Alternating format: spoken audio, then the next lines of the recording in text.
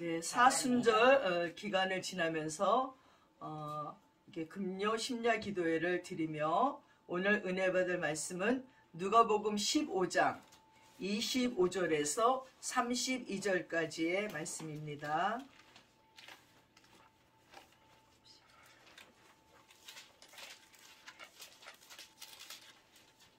누가복음 15장 121쪽입니다. 신약 121쪽 누가복음 15장 25절에서 32절까지의 말씀입니다.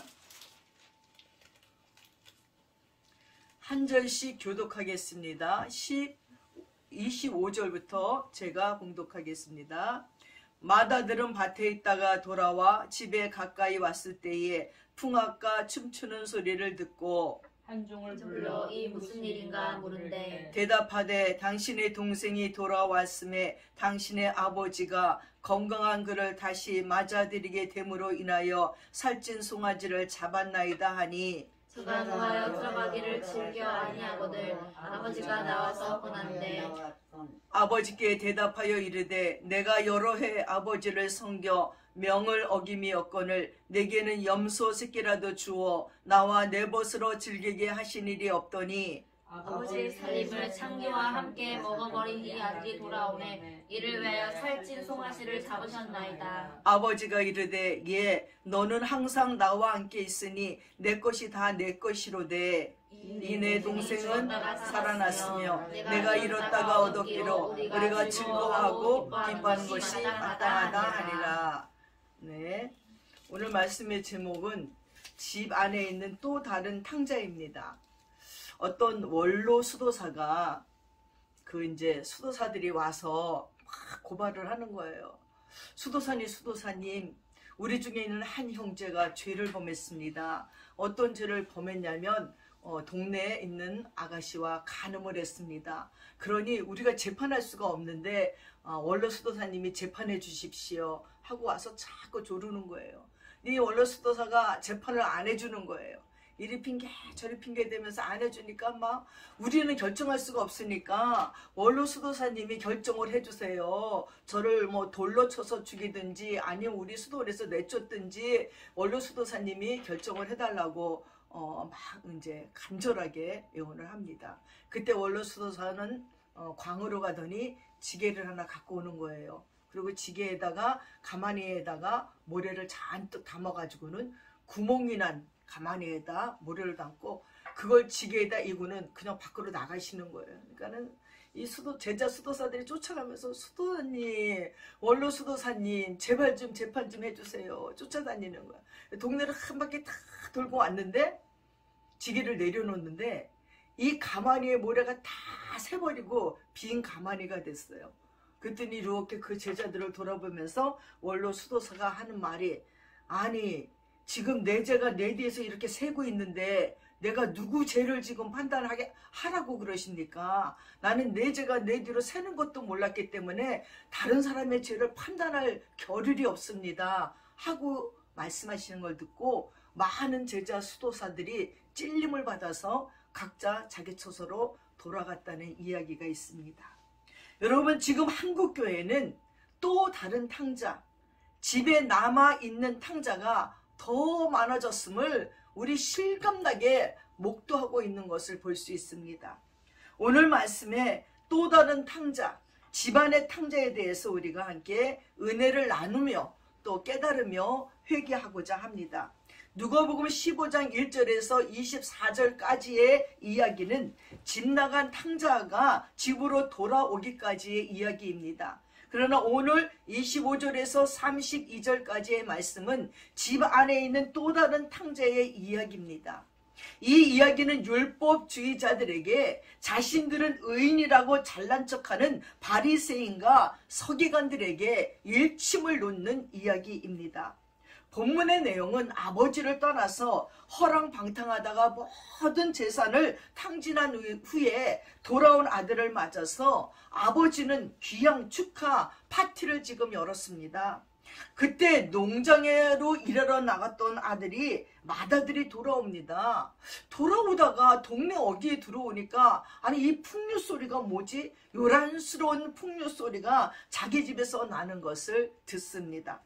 그는 종들을 불러서 이게 무슨 일이냐고 물어봅니다. 그러자 종이 아유 당신의 동생이 건강한 몸으로 돌아와서 아버지가 너무나 기뻐서 지금 친구들을 불러서 잔치를 베풀고 있습니다 하고 말을 하는 거예요. 그 대답을 들은 큰형은 화가 머리끝까지 났습니다. 그리고 이씨 하고 집에 들어가기를 거부했습니다. 여러분 이 풍류 소리가 나는 것을 생각해 보면서 옛날에 저희 나라에서도 잔치를 할 때는 온 동네 사람들이 모여서 그냥 복적복적 마당에서 부침개도 짓고 막 찰떡도 저기에 빠고 말이고 온 동네 사람이 이 집에 잔치인 줄 알았습니다. 그러나 요즘은 몰라요. 잔치가 났는지 안 났는지 어디 가서 그냥 호텔이나 또 예식장이나 이런 데 가서 그냥 자기네끼리 하고 오기 때문에 옆집에서 잔치가 나고 결혼식이 났어도 우리는 전혀 몰라요. 근데 제가 캄보디아를 갔더니요. 캄보디아에는 다 알겠더라고요. 아니 밤새도록 마이크에다 소리를 지르면서 그 스피커를 통해서 그 집에 잔치하는 노래소리가 꿍짝꿍짝 밤새도록 울려서 옆집은 잘 수도 없지만 심리 밖에 있는 사람들까지도 다 그 집이 잔치인 줄 알 지경이에요. 하루만 그러는 게 아니라 며칠씩 잔치를 벌리니 어떻게 잔치가 안 났는지를 알겠습니까? 근데 지금 이 큰형도 맏형도 집으로 돌아오는 게 전에 막 왁자지껄한 거예요. 집까지 집으로 들어오기도 전에 벌써 그 집안의 기운이 벅적벅적 되면서 뭔가 바쁘고 요란했습니다. 그래서 하인에게 물었지요. 무슨 일이 났냐 우리 집에. 그랬더니 그 얘기 인증은 아버지의 재산을 다 가지고 집을 떠나서 허랑방탕하게 지 맘대로 다 쓰고 돌아온 동생이 왔다고 지금 아버지가 잔치를 베풀었다는 거예요. 너무너무 화가 나는 거예요. 저놈은 녀석은 그냥 돈 갖다가 다 쓰고 왔는데 나는 여태까지 집에서 이렇게 성실하게 일을 했는데 저렇게 돈을 다 써버리고 지 맘대로 살다 온 동생이 왔는데 아버지가 잔치를 벌여주는 것에 대해서 못마땅했습니다. 그리고 들어가러 하지 않자 아버지가 또 나옵니다. 형을 달래면서 얘야 네 동생은 난 죽은 줄 알았어. 근데 이렇게 살아서 돌아왔으니 얼마나 기쁘냐. 너도 나처럼 너의 동생이 돌아오기를 기다리지 않았냐. 어서 들어가서 함께 기뻐하자구나 하고 막 끕니다. 그랬더니 이 아들이 아버지에게 씩씩대면서 따지면서 하는 얘기를 들어보십시오. 아버지 그러시는 게 아니지요. 저는 연할 여태까지 아버지 밑에서 아버지를 섬기면서 아버지 말을 한 번도 거역한 적이 없습니다. 근데 언제 저에게 염소새끼 한 마리라도 주어서 네 친구들과 놀고 먹으라고 잔치 베풀어 준 적이 있습니까? 이 아들을 위해서는 염소새끼 하나도 안 잡더니 저렇게 창기와 함께 아버지의 돈을 다 써버린 동생이 돌아왔는데 그 아들을 위해서는 살찐 소간지를 잡으셨나이까? 그래서 막 따지는 거예요. 자기가 화를 낼 수밖에 없는 이야기를 논리 정연하게 지금 아버지에게 얘기를 합니다. 그러나 이 아들은 아버지의 마음을 모르는 거예요. 집을 나갔던 아들이나 자기나 똑같이 유산을 분배받았습니다. 동생은 아버지의 곁을 떠나 멀리 타국까지 건너가 고의적으로 죄를 졌고 맏아들은 여전히 집에 있어서 그 아버지랑 교제를 누리면서 있었습니다. 하지만 외형상으로는 아주 모범생이고 그럴싸하지만 이 맏아들에게는 아버지와의 교제를 꺾어버리고 마는 은밀한 영적 죄악에 빠져 있습니다. 그 아버지는 둘째 아들이 집을 나가고 난 후에 밤잠도 주무실 수 없었습니다.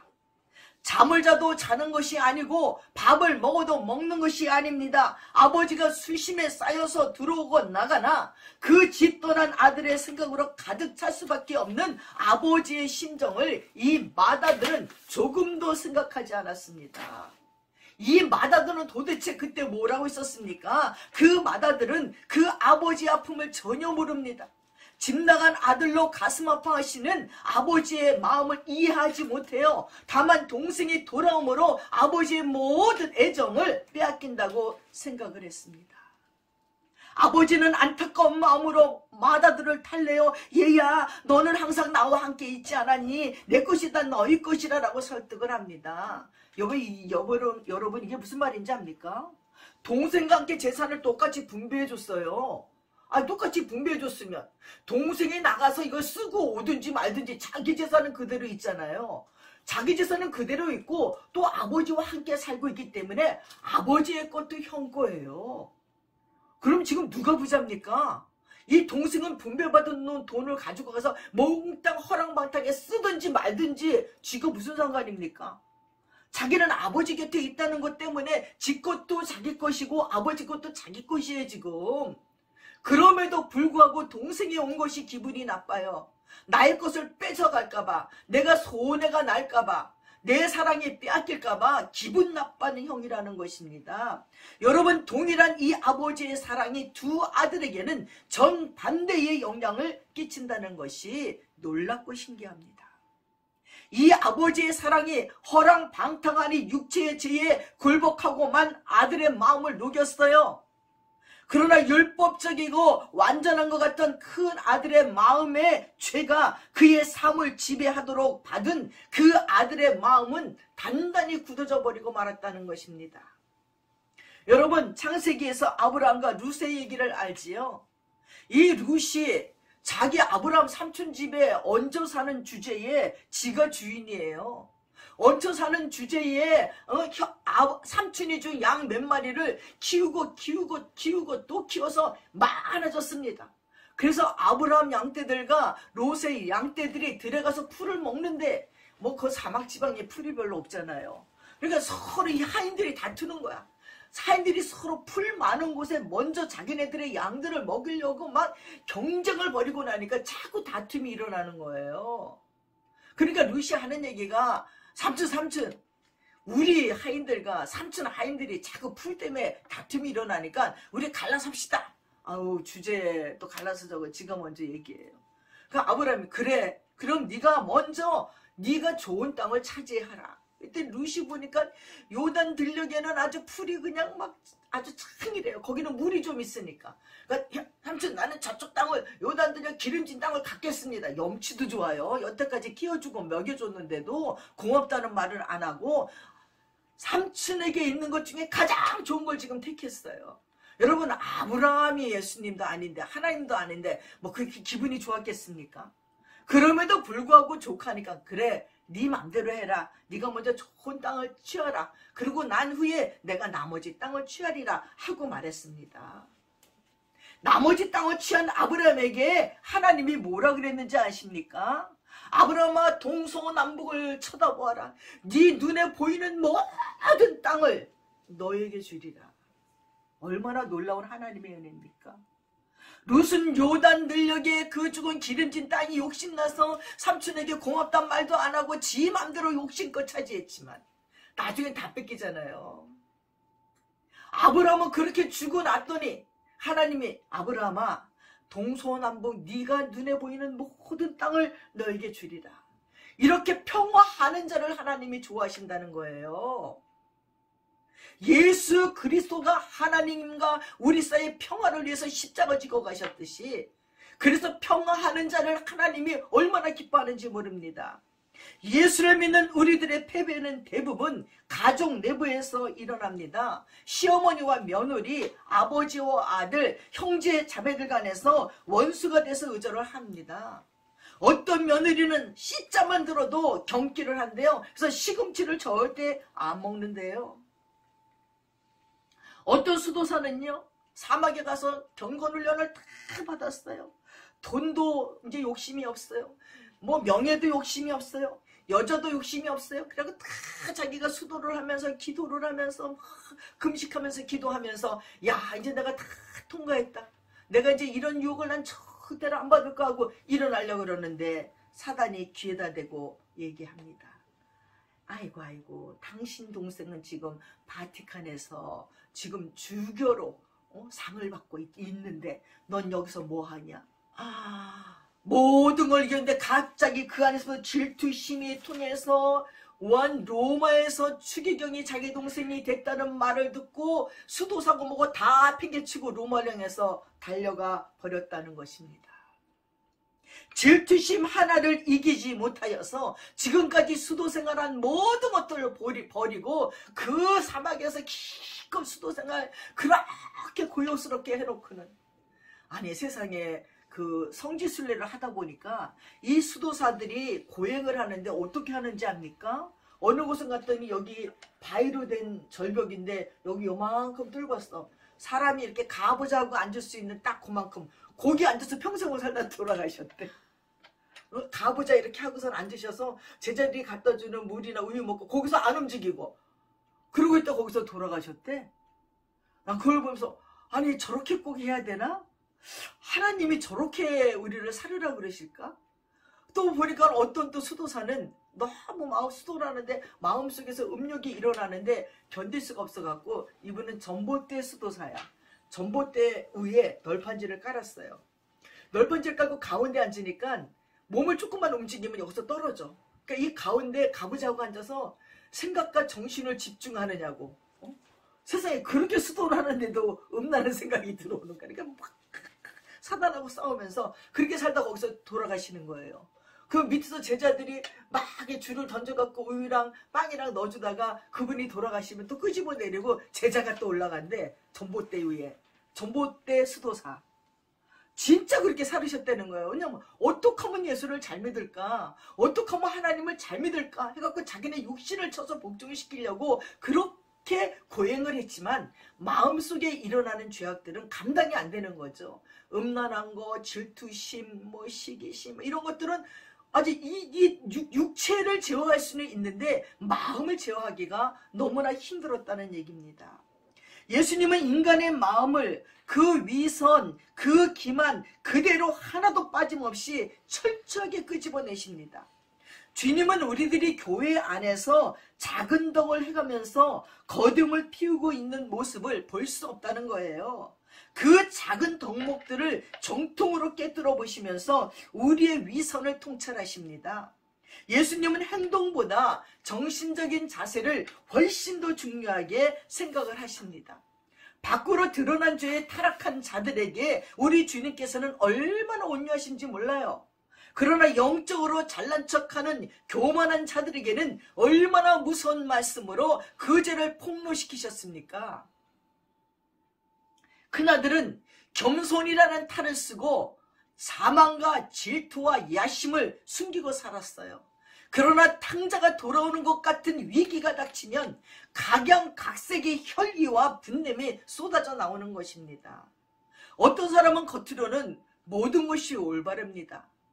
그런데도 그런 사람과 조금만 같이 있으면요 숨이 막혀서 살기가 어려워요. 융통성이 없고 마음이 굳어있고 거칠고 냉정합니다. 이렇게 모든 것에 사랑이 없음의 근본적인 뿌리는요 자기 자신만을 위하는 자기 애 때문이에요. 내가 한 것에 대해서는 크게 생각하고 남들이 한 것은 우습게 여기는 부분들이지요. 이 탕자의 형 같은 사람은 육신적인 신자라고 부릅니다. 육신적인 신자는 비극적인 가능성이 예시되어 있습니다. 그 비극의 첫 번째 가능성은 형제의 의무는 거부하면서도 아들의 위치와 특권을 주장할 수 있다는 것입니다. 그 탕자의 형은 근면했고 책임감이 강했어요. 그래서 아버지는 그의 행위를 꿈에도 의심하지 아니하였고 자랑스럽게 아들이라고 불렀습니다. 문제는 그가 자신의 완전 무결함에 만족하였으며 자기 자신을 그 아버지 집에서 아들로서 충분한 자격이 있는 자라고 생각한 데에 있습니다. 그는 아우가 돌아왔을 적에 피를 나는 동생이 돌아왔을 때 그런 떨떠름한 반응을 보이는 것이 아니라 다른 반응을 나타냈어야지 됐습니다. 이야, 아우가 돌아오니 정말 기쁘구나. 수년 만에 하나님께서는 결국 우리의 기도를 들어주셨구나. 야, 아버님이 얼마나 기뻐하실까. 빨리 집에 가봐야겠구나. 오늘은 정말 축복의 날이야. 잔치에 아무리 돈이 많이 들어도 잔치를 벌여야지. 결국 내 아우는 죽었다가 살아났고 잃었다가 찾았구나 했어야 했습니다. 그러나 그는 그러지 못했습니다. 그는 화를 내며 동생이 주인공이 되고 있는 그 집에 들어가기를 거부했습니다. 분명히 그의 아버지는 그 아우의 약점보다는 그 형의 무정함으로 더 마음이 슬퍼졌을 것입니다. 아우의 모든 죄가 맏아들을 식탁에 붙잡아 둘 수 없었고 형의 그런 덕스럽지 못함이 잔치에 참여하도록 그를 끌어들이지 못했습니다. 여러분, 모세는요, 이스라엘 백성들이 그렇게 범죄했을 적에 나중에 하나님이 진노하셔서 이스라엘 백성들을 싹 쓸어버리고 모세야, 너로부터 새로운 종자를 만들어서 새 민족을 만들겠다고 말씀할 적에 모세는 어떻게 했는지 압니까? 아닙니다. 아닙니다. 내 이름을 생명책에서 지워줄지라도 용서해달라고 하나님께 간구했던 죄입니다. 자기 생명을 담보로 차라리 나를 죽여주시고 이스라엘의 죄를 용서해달라고 부르짖었던 것이 모세였습니다. 하나님의 영은 비어있는 인생에게는 아주 쉽사리 들어가십니다. 내가 하늘과 아버지에게 죄를 지었습니다 하는 인생에게는 쉽사리 들어가십니다. 거짓됨과 자만으로 가득 찬 인생에게는 들어갈 틈이 없습니다. 자기 만족, 자신을 은근히 숭배하는 데서 오는 배타심과 시기심은 지극히 파괴적입니다. 결코 겸손해져 본 적이 없는, 깨어져 본 적이 없는 심령은 하나님의 은혜를 받는데 거대한 장애가 되는 것입니다. 동생이랑 사이가 안 좋은 형은 아버지와도 불화하게 됩니다. 동생을 시기하다가 아버지를 의심하게 됩니다. 그 동생에 대해서 노하다가 그 아버지를 거역하고 배반한 것입니다. 그 얄미운 동생은 그 아버지의 모든 관심에 초점이 되어 있었습니다. 그러므로 형은 그 아버지에게서 돌이키지 아니하고는 아우에게 돌이킬 수 없었던 것입니다. 사랑하는 여러분, 우리가 우리 형제에 대한 관심을 거절함으로 인하여 하늘 아버지께 죄를 짓게 되는 우리의 그 엄청난 죄를 알 수 있었으면 좋겠습니다. 하나님의 은혜의 문이 닫혀진 암흑의 시간들, 일명 어둠의 자식들, 그들을 생각해 보십시오. 요즘 경악을 금치 못하게 하는 여러 가지 일들이 있습니다. 살인을 해도 이제는 한두 명이 아니라 연쇄살인범. 엊그제 때는 뉴스를 보니까 기분이 나쁘다고 길에 가는 사람을 그냥 두드려 패요. 아니 무슨 가다가 아니 그냥 걸어가는데 갑자기 와서 뒤통수 때리면서 막 때려. 왜 때렸냐고 붙잡아서 물으니까 기분이 나빠서 그랬대. 자기 화가 난다고 지나가는 사람을 그렇게 두드려 패요. 우리 길에 갈 때도 조심해야 돼요. 얼마나 사방에 천지의 악한 자들이 널려 있어요. 사단의 천지의 사단은 그런 악한 자들의 성품을 통하여서 하나님의 자녀들을 괴롭히려고 오만 가지 방법들을 지금 만들고 있습니다. 정말 어떻게 인간들이 그런 일을 저지를 수 있는지 모르겠습니다. 우리는 그들의 길에서, 그 죄악의 길에서 돌이켜 새 사람이 되었다고, 우리도 전에는 그런 극악무도한 죄인이었는데 돌이킨 자들이라고, 그들보다 하나님의 은혜에 덜 관심을 가질 수는 없다는 것이에요. 저들은 죄인이고 나는 그런 죄를 안 지어서 내가 덜 죄인이라고? 아니라는 것입니다. 그들은 바로 우리 이웃에 살고 있어요. 그들이 지옥의 길로 치닫고 있는데도 우리는 조금 더 관심을 갖고 있지 않습니다. 나와 다르다는 거예요. 나는 예수 믿고 구원받은 천국 백성이고 나는 그런 죄를 절대 안 져. 아이고 저들의 죄를 보니까 관심도 없어. 참견도 하지 않아. 한 번도 복음을 전하지도 않아. 그들을 돕고자 하는 생각도 없고 불쌍히 여기는 생각도 없습니다. 바리새인과 서기관들처럼 우리는 아무 관심이 없습니다. 우리는 쓸데없이 방황이 날 게 아니라 뜨거운 가슴으로 전도해야 됩니다. 무너지는 성에 있는 자들에게 소리쳐야 됩니다. 끊겨진 파의 다리를 달리는 자들을 막아야 됩니다. 사랑하는 여러분, 말세가 오고 있다고 코로나 바이러스로 말미암아 정말 종말이 가까워왔는가 보다 우리가 입술로는 말을 하지만 이때 전도를 몇 명이나 했습니까? 코로나 바이러스로 말미암아 온 세계가 마스크를 쓰고 비대면 예배, 사람과의 거리 두기, 식당도 4명이 넘으면 못 들어가고 이러는 막 이 난리 속에 우리 마음속에는 위축감이 있어요. 야, 정말 종말의 때가 됐나 봐. 하나님이 분노하시나 보다. 야, 징계의 때가 왔나 보다 생각하지만, 그렇게 생각을 하지만 어떡하지? 예수 안 믿는 저들은, 예수 안 믿는 우리 친척들은, 예수 안 믿는 친구들은, 그들은 어떡하면 좋지? 그들에게 빨리 복음을 전해야 되겠네? 하는 생각을 하는 사람이 몇 명이나 있는지요. 내가 나를 돌아다보니까 나도 구원을 받을 수 있는가 하는 의심이 들 정도입니다. 나도 지금 교회에 못 가는데, 나도 예배 드리지 못하는데, 나도 기도할 장소가 없는데 내가 누구더러 예수 믿으라고 말하지? 그리고 그들을 어디로 인도하지? 그러느냐고 우리 입이 봉해져 버리고 말았습니다. 두 번째, 육신적인 신자의 비극적 가능성 두 번째는 자신은 아버지를 충성스럽게 섬기나 아버지와의 교제는 없을 수도 있다는 거예요. 그 형은 자기 자신이 아버지의 축복을 받을 자격이 있다고 선언했습니다. 그리고 그 형은 중요한 많은 일들로 바쁘고 바빴습니다. 그러나 그것만으로 충분한 것이 아니었습니다. 그는 누가 보아도 근면했고 충실했고 불평이 없었습니다. 그러나 그것만으로 충분하지 않습니다.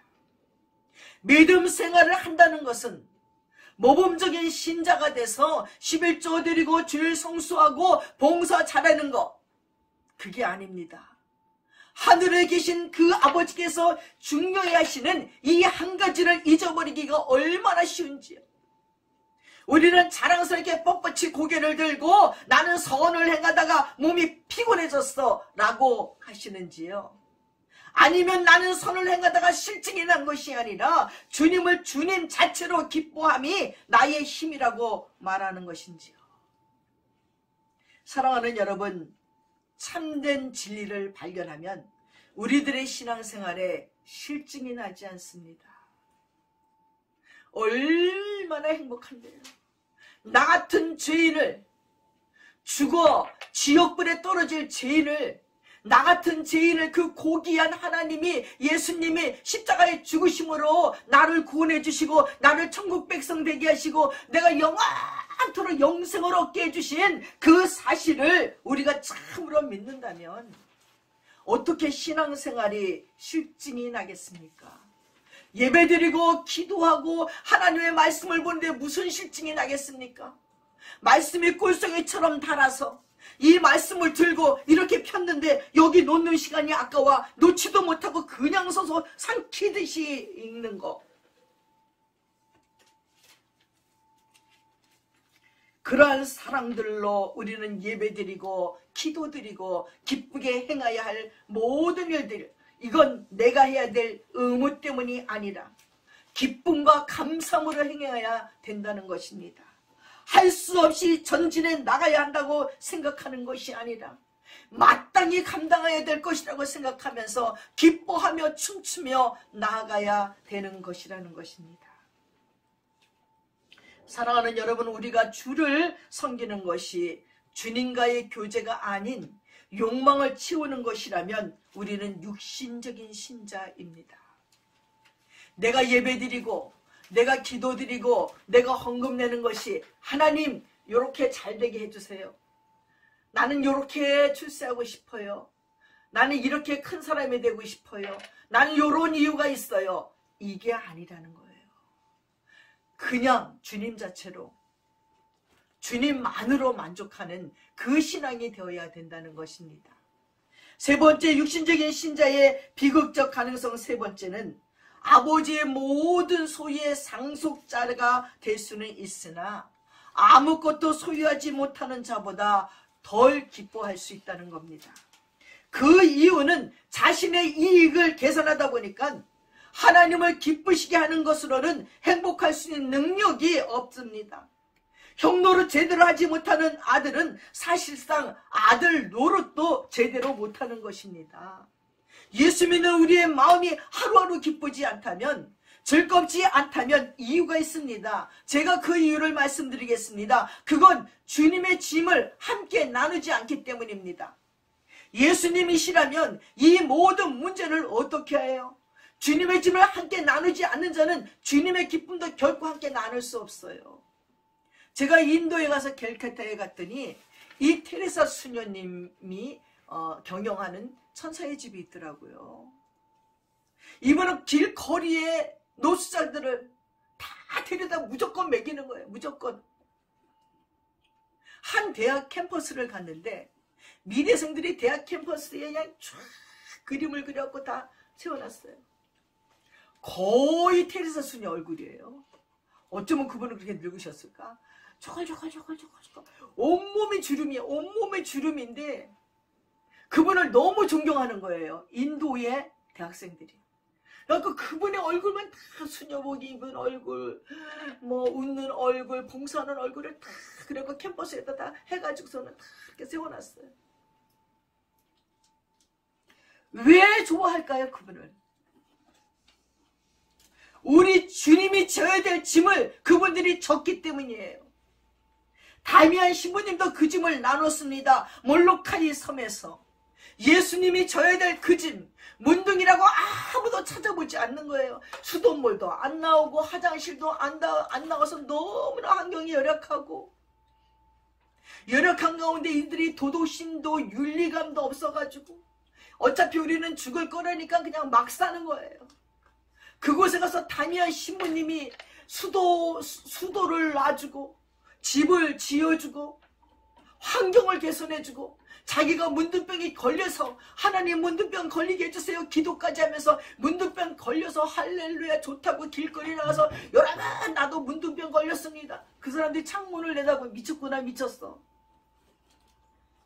그러나 같은 문둥병 걸린 그들에게 거부할 수 없어서 이 다미안 신부님이 전하는 복음을 받아들이며 그들의 영혼이 소생되고 그들의 삶들이 개선되는 것을 볼 수 있습니다. 이렇게 그들은 우리 하나님이, 우리 예수님이 지셔야 될 짐들을 졌습니다.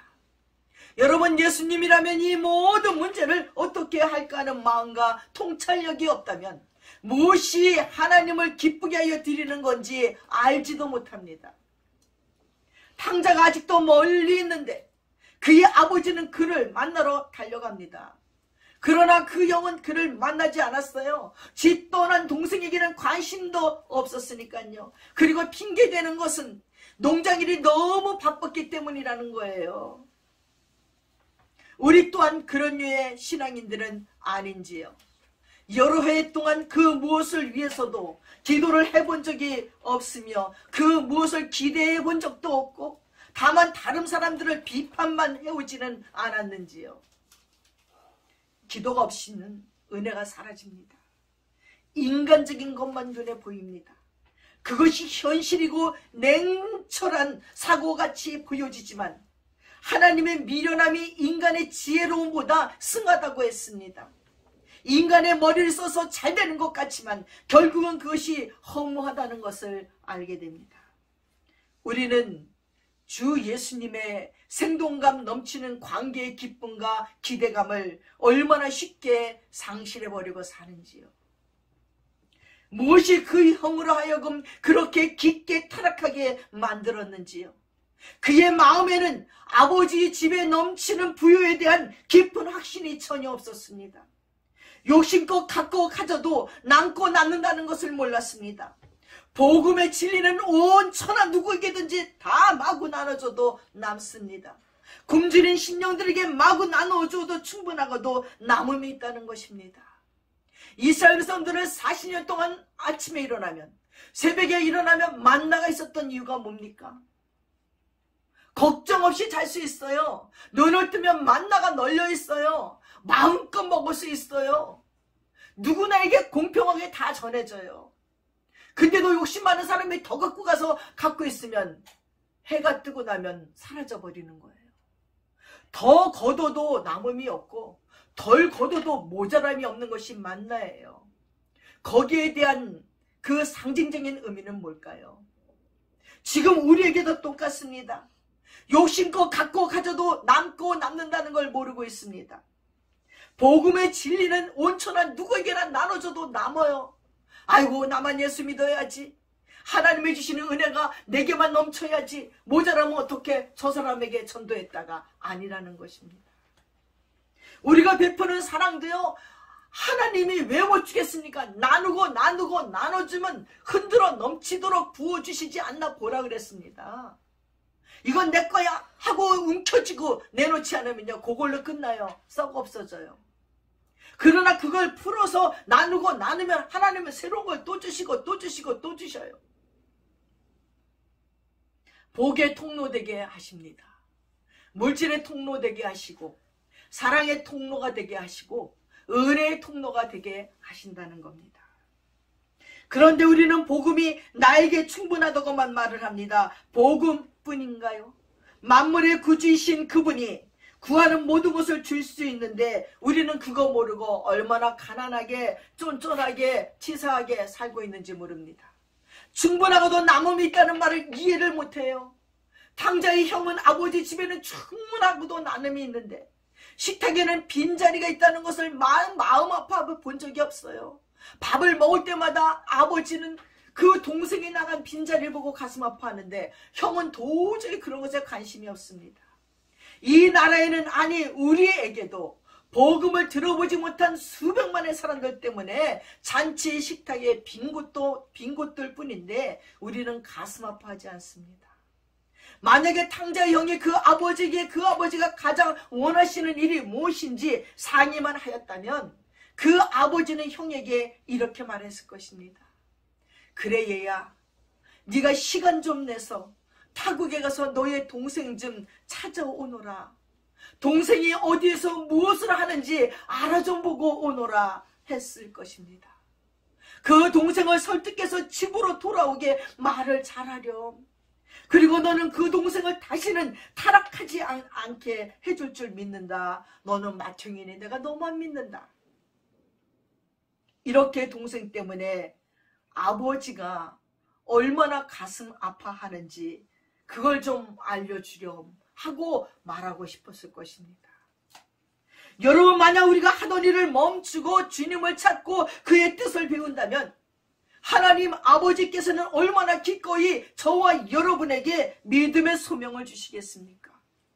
그러나 우리는 그 소명을 받을 만큼 기도를 하는지요? 쓸데없는 일은 밤이 새도록 해도 기도를 하거나 말씀을 읽거나 설교를 조금만 길게 들어도 온몸이 뒤틀립니다. 그래서 우리는 하나님이 정말 원하는 소리를 듣지 못합니다. 아버지 집에 있지 않은 내 동생을 인하여 슬퍼하는 아버지의 바람을 알지 못합니다. 식탁 위에 빈자리를 보며 탄식하시는 아버지의 소리를 듣지 못합니다. 저는 어릴 적에 우리 할머니께서 밥을 먹을 적에 아직 들어오지 않은 아버지, 삼촌들 밥을 식탁 위에 올려놔요. 왜 올려놓냐니까 출타하고 들어오지 않았는데도 그들의 밥을 밥상 위에 올려놓는 할머니의 마음, 그 마음이 요즘도 느껴집니다. 또한 저희 어머니는 늘 밥통에 밥이 있어야 된다고 밥을 그렇게 해놨습니다. 누군가 식탁으로 올지 모르기 때문에 그 기다림과 기대가 있기 때문에 밥을 많이 해놓습니다. 그래서 저도 어느새 밥을 많이 합니다. 음식을 많이 합니다.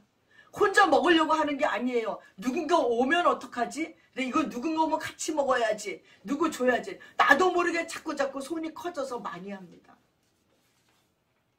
그러다 사람들이 안 오면 그 음식이 또 데펴지고 끝내는 또 버려야 할 지경에 이르기도 합니다. 사랑하는 여러분, 아버지의 것이 다 자기 것인데 염소 새끼 한 마리 안 줬다고 불평하는 큰 아들의 추한 모습을 보십시오. 그 추한 모습과 전혀 다른 모습이 성경에는 있습니다. 로마서 8장 29절에 보면 하나님은 예수 그리스도를 많은 형제 중에서 맏아들이 되게 하셨다고 했습니다. 예수님은 하나님의 맏아들로 그분을 믿는 사람들의 맏형이 되었습니다. 예수님은 우리에게 자비로운 형님으로 책임을 다하시는 맏형 되기를 원하셨습니다. 때문에 그분은 우리를 사랑하는 나머지 피 흘려 죽으심으로 우리를 구해냈습니다. 얼마나 놀라운 형입니까? 성경은 예수님께서 우리를 형제라 부르기를 부끄러워하지 않았습니다. 얼마 전에 지난주에 제주도 갔을 때 거기에 있는 그 형도 맏형이기에 집안을 먹여 살리려고 고대법 때도 중퇴를 하고 월남전에 가서 2년 동안의 그 월급을 어머니에게 드리고 먹고 살아라고 드리고 돌아올 적에 6만 원을 다시 복학하려고 왔는데 어머니가 6만 원을 다 빚을 져서 다시 6만 원을 어머니에게 드리고 자기는 다시 공부해서 공무원 시험을 보고 그렇게 살아온 옛날 사람들의 인생입니다. 그게 맏형입니다. 자기 형제들, 자기 어머니를 위해서 희생했던 것이 맏형이고 우리 예수님이 우리의 맏형이라는 것입니다. 여러분, 성경은 예수님께서 우리를 형제라 부르기를 부끄러워하지 않았습니다. 그분은 처음으로 하나님을 아버지라 불렀습니다. 그리고 또한 우리는 그 예수님 때문에 하나님을 아버지라고 부르게 되었습니다. 오늘 본문의 맏아들과는 얼마나 다른지요. 그 맏아들이 잃어버린 동생을 찾고 있습니까? 십자가에 피 흘려 돌아가신 그분의 사랑이 잃어버린 영혼들에게 돌아오라고 촉구하고 있습니다. 집안의 탕자나 집 밖의 탕자나 모두 아버지의 품으로 돌아오라고 초청합니다. 이 사순절 기간에 예수님은 그 십자가의 길로 가시면서 다 돌아오라고, 집 밖의 탕자나 집안의 탕자나 다 하나님 품으로 돌아오라고 이 사순절의 십자가의 길을 가고 계시는 우리 예수님이십니다. 사랑하는 여러분, 이제 우리는 그분께로 돌아가야 될 순간입니다. 믿음으로 갑시다. 사랑으로 갑시다. 그리고 정말 집 나간 탕자를 받아들이는, 그리고 집 나간 탕자가 아니라 집 안의 탕자가 되어서는 안 됨을 명심하면서 우리 예수 앞으로 돌아가시고 관심 갖고 이웃들과 함께 돌아가시는 저와 여러분 되시기를 축원드립니다. 기도하겠습니다. 사랑하는 아버지 하나님, 참 고맙고 감사합니다. 오늘 아버지 집 나간 탕자가 문제가 아니라 집 안에 있는 탕자가 문제임을 알았습니다. 하나님, 우리 안에 얼마나 많은 교만이 있으며 나는 예수 믿고 구원받았다는 아버지 하나님 그런 오만함으로 말미암아 예수 믿지 않고 죄악 가운데 있는 자들을 얼마나 속으로 무시하며 관심도 갖지 아니하며 아버지 하나님 그들을 질타하고 있었는지 모릅니다. 하나님 용서해 주십시오. 아버지, 우리가 조그마한 선행으로 말미암아 아버지의 그 많은 자만심과 교만으로 다른 사람들을 우습게 보았던 저희들임을 고백합니다. 하나님 용서하여 주시옵소서. 이렇게 코로나 바이러스가 창궐하여서 예배를 드릴 수 없으며 교회 가기도 껄끄러운 가운데 있으며 전도하기도 어려운 가운데 있다는 핑계로 말미암아 우리 입은 정말 닫혀버렸습니다. 하나님께서 닫혀진 입을 보기 싫어서 아버지 마스크를 쓰라고 하는 것 같은 기분입니다. 어차피 전도하지 않는 입술이니 그 입을 봉하라고 말하는 것 같습니다. 하나님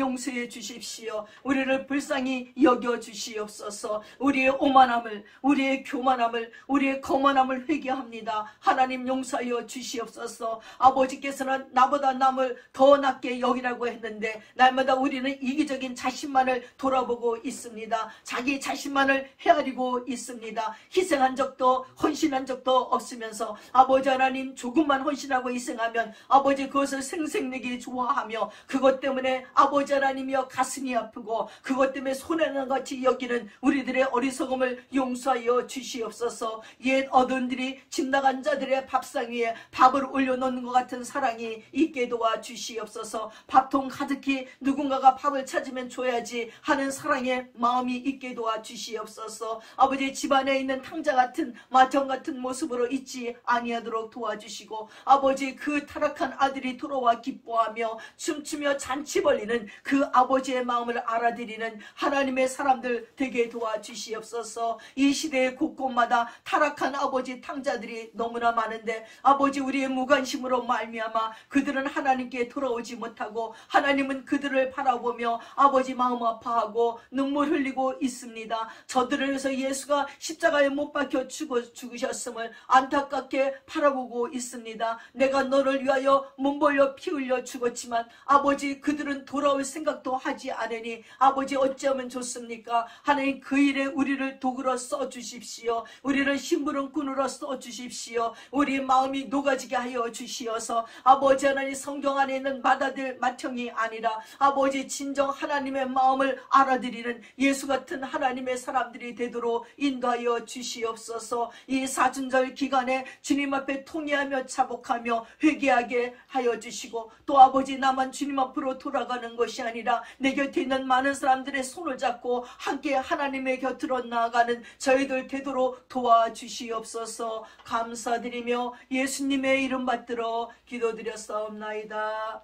아멘.